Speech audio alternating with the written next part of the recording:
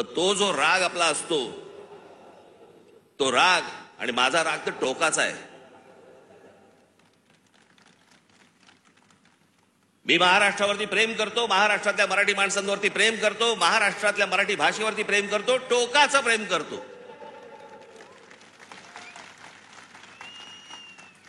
तसं एखाद्यावरती मी जर विश्वास टाकला तर मी टोकाचं प्रेम करतो. पण मला जर समजा तशी गोष्ट दिसली नाही तर मी टोकाचा त्याला प्रतिकार करतो, टोकाचा विरोध करतो. तो टोकाचा विरोध तो 2019 सालच्या माझ्या त्या लावरे तो व्हिडिओचं काय त्याला कोणीतरी टॅगलाईन दिली, लावरे तो व्हिडिओ. पण त्या सगळ्या गोष्टींमध्ये ती गोष्ट तुम्हाला दिसली असेल. होय, टोकाचा विरोध केला मी. पण ज्या ज्या वेळेला त्यांच्याकडनं चांगल्या गोष्टी ज्याला घडल्या, 370 कलम ज्याला रद्द झालं, त्याला अभिनंदन करणारं पहिलं ट्विट माझं होतं.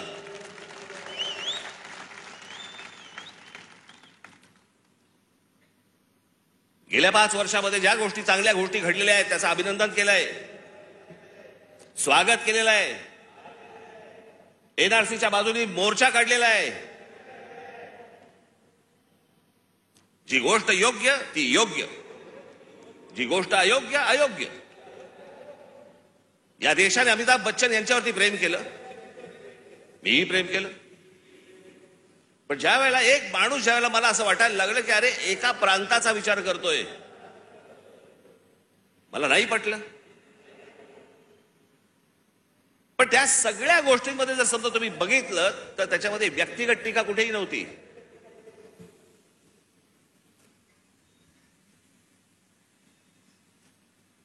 आज उद्धव ठाकरे आणि संजय राऊत ज्या प्रकारची टीका आज नरेंद्र मोदी आणि भारतीय जनता पक्षावरती करतायत, तशी माझी टीका नव्हती. मला काही नको होतं.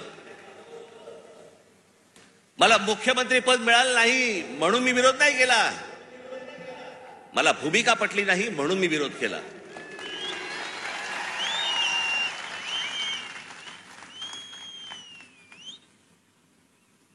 आज हे विरोधामध्ये बोलतायत.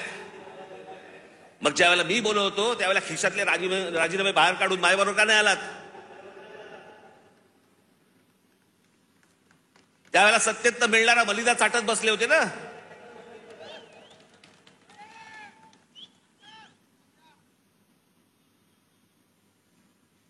आज ह्यांना या गोष्टी सुचतायत. याचं कारण तुमचा पक्ष फुटला म्हणून, याचं कारण तुम्हाला सत्तेत हाकलवलं म्हणून, तुमच्या स्वार्थासाठी म्हणून या सगळ्या गोष्टी तुम्ही केल्यात. मी त्या गोष्टी नाही केल्या. मला भूमिका नाही पटली म्हणून मी विरोध केला. मला त्याच्या बदल्यात काही हवं होतं म्हणून नाही विरोध केला.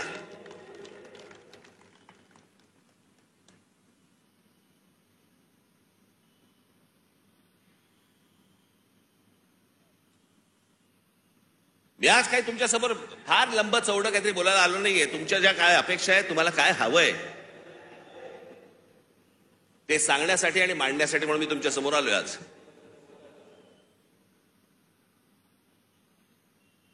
नरेंद्र मोदींकडनं कसं आहे, आज तरुण, आज आम्ही दुपारी तर बोलत होतो, 2006 साली ज्यावेळेला मी पहिलं महाराष्ट्र नवनिर्माण पक्ष स्थापन केल्यानंतरचं पहिलं भाषण ज्यावेळेला मी इथून केलं होतं, त्यावेळेला मी असं म्हटलं होतं, ज्याच्यावरती अनेक लोकांनी चेष्टा केली.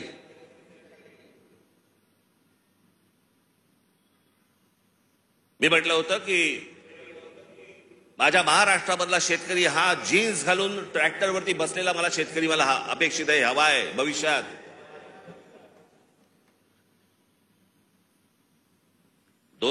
पासून ते युग सुरू झालं होतं. आज या जगामध्ये सगळ्यात तरुण जर देश कुठचा असेल, तरुण, तो आपला भारत देश आहे, हिंदुस्थान आहे. सर्वाधिक तरुण ना अमेरिका आहे, ना जपान आहे, ना अजून कुठचा देश आहे. आज फक्त भारत तरुण आहे.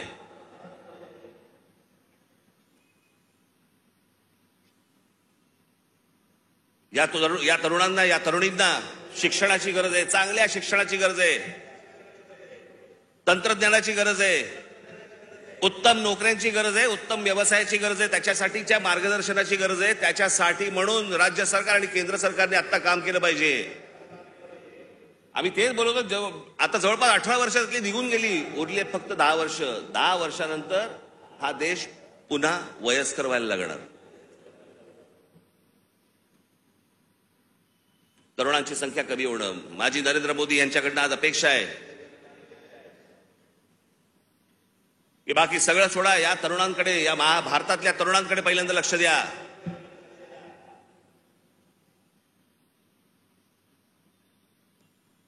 हेच ते फ्युचर आहे, हेच ते भविष्य आहे.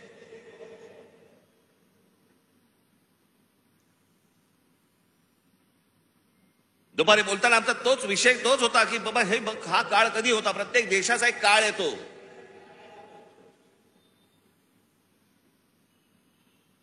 जसं जपानमध्ये एक काळ आला.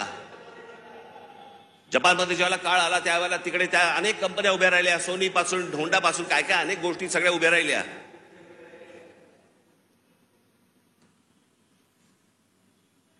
अनेक व्यवसाय उभे राहिले, अनेक व्यावसायिक उभे राहिले. ज्याला घुसळून काढणं म्हणतो ना आपण, तसं सगळं अख्खा घुसळून निघाला तो देश. आज बघा कुठच्या कुठे असा हा देश घुसळून निघाला पाहिजे. आणि तसं जर आज उद्या घडलं नाही तर सगळ्याच गोष्टींवरचा समाजाचा विश्वास उडून जाईल. या देशामध्ये दुसरं तिसरं काही होणार नाही. या देशामध्ये फक्त अराजक येईल.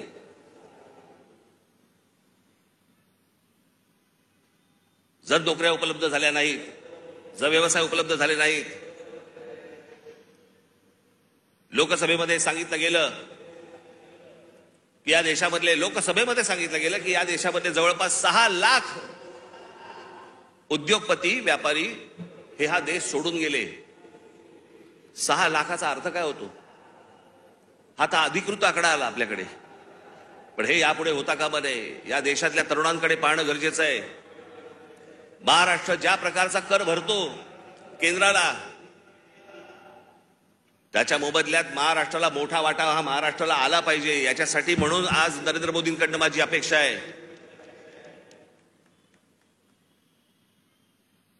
अनेक गोष्टींची अपेक्षा आहेत. पुढचं काय 5 वर्षात काय घडतंय, ही निवडणूक, येणारी लोकसभेची निवडणूक या देशाचं भविष्य ठरवणार आहे.